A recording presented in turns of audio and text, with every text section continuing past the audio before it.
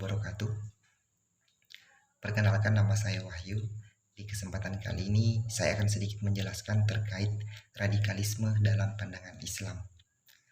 Jadi saya langsung saja di poin intinya. Radikalisme dalam pandangan Islam itu merupakan sebuah pemahaman, sikap, dan tindakan kita yang tidak sesuai dengan substansi ajaran Islam.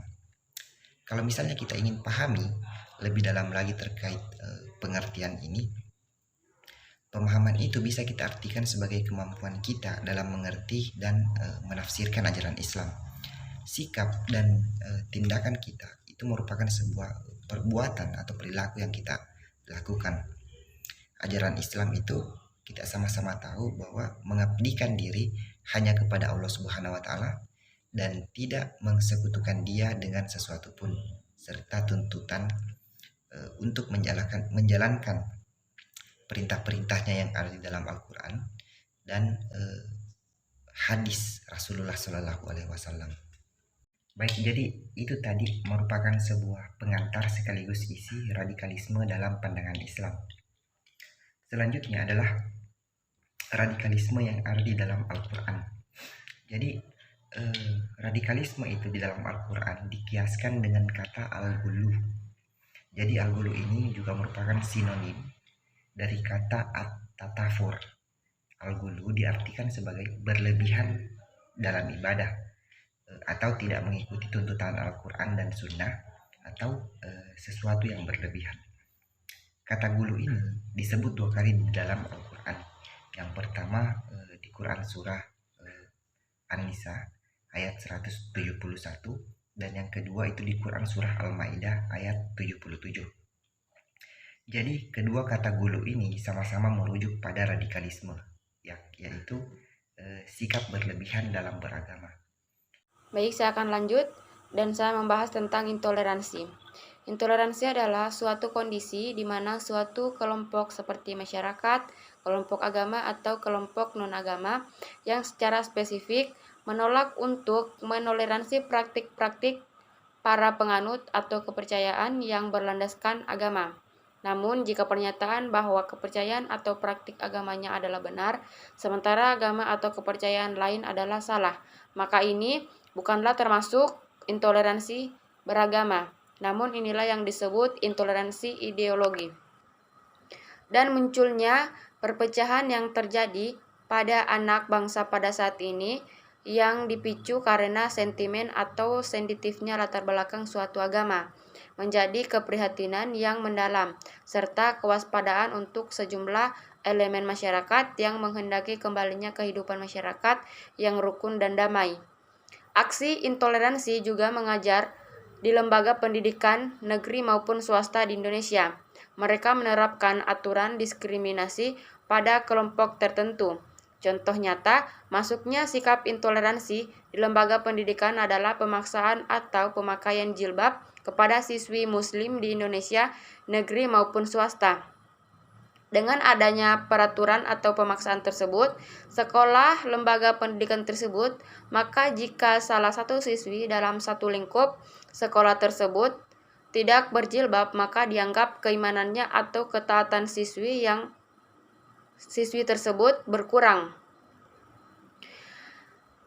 Benih intoleransi terpotret dari masa adanya siswa maupun guru yang menganggap ketua OSIS yang seharusnya terpilih berasal dari agama yang sama, etnis yang sama. Bahkan mereka enggan mengucapkan selamat hari raya kepada teman atau orang yang berbeda agama.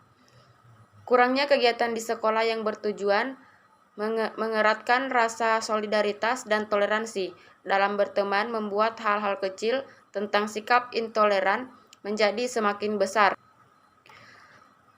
Lalu ada kurangnya toleransi dalam ranah sosial akan berdampak serius dalam keharmonisan hidup antar sesama, karena akan menimbulkan sikap tidak menghargai yang lain.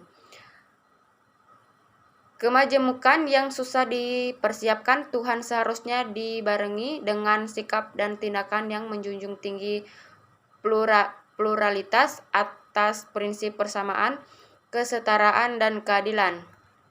dan tindakan intoleransi yang terjadi di masyarakat yang kemudian dengan pihak aparat tidak disertai atau dikenakan penegakan hukum, kemudian kelompok-kelompok ini seolah-olah dibenarkan.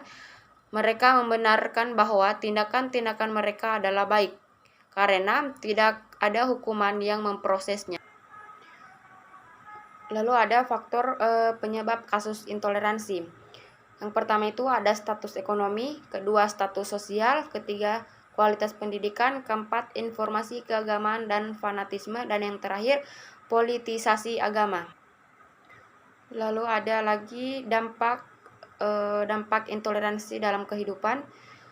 Dari dampak ini, intoleran dalam agama ialah tindakan atau perlakuan tidak adil, kerugian fisik atau materi dan mental atau kepribadian, ancaman terjadinya kekerasan atau perkelahian massal, ancaman kerukunan, ancaman kehancuran ekonomi masyarakat, dan ancaman terhadap eksistensi dalam dasar negara yakni Pancasila.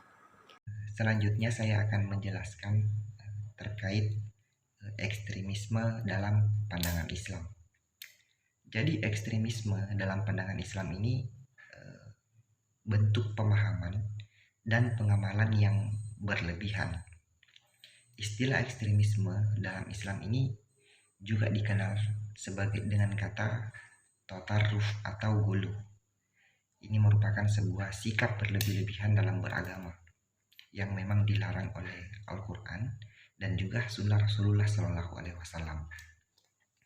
Ekstremisme ini adalah berlebih-lebihan dalam beragama, tepatnya menempatkan agama secara kaku dan keras.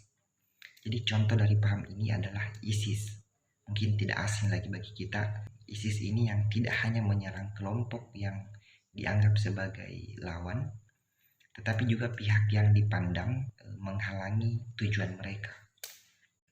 Jadi dibanding dengan radikalisme, ekstremisme ini cenderung berpikiran tertutup, tidak bertoleransi, anti demokrasi, dan juga menghalalkan segala cara untuk mencapai tujuan mereka. Jadi demikian yang bisa saya jelaskan terkait ekstremisme dan juga radikalisme. Mungkin itu saja yang bisa saya sampaikan pada kesempatan kali ini. Wallahul muwaffiq ila aqwamit thoriq.